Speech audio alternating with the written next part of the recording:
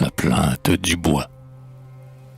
Dans l'âtre flamboyant, le feu siffle et détonne, et le vieux bois gémit d'une voix monotone.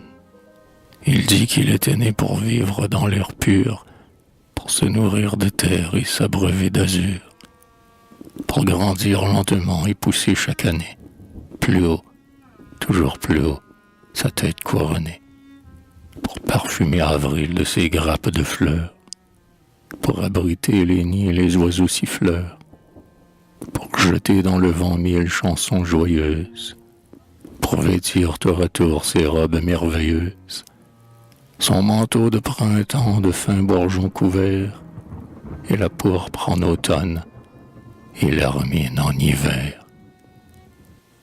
Il dit que l'homme est dur, avare et sans entrailles, d'avoir à coups de hache et par d'âpre entaille tuer l'arbre, car l'arbre est un être vivant.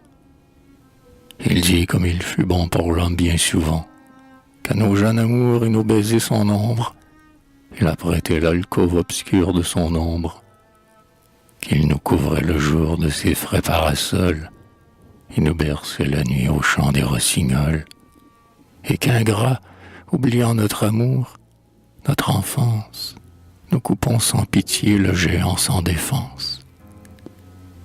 Et dans l'âtre, en brasier, le bois geint et se tord.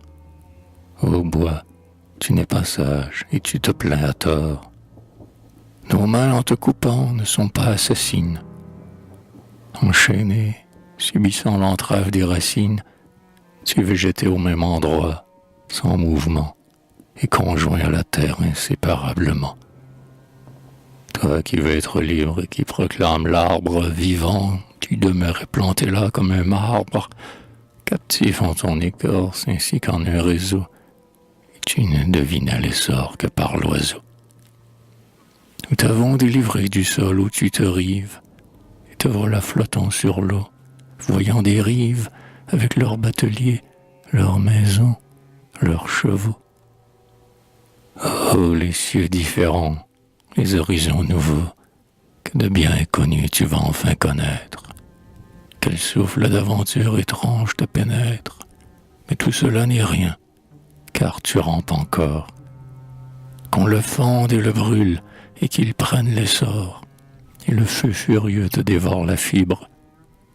Ah, tu vis maintenant, tu vis, te voilà libre, plus haut que les parfums printaniers de tes fleurs, plus haut que les chansons de tes oiseaux siffleurs, plus haut que tes soupirs, plus haut que mes paroles. Dans la nuit et l'espace infini, tu t'envoles. Vers ces roses vapeurs où le soleil du soir s'éteint comme une braise au fond d'un encensoir. Vers ce firmament bleu dont la gloire allumée absorbe avec amour ton âme de fumée. Vers ce mystérieux et sublime lointain où viendra s'éveiller demain le frais matin, où luiront cette nuit les splendeurs sidérales. Monte, monte toujours, déroule tes spirales.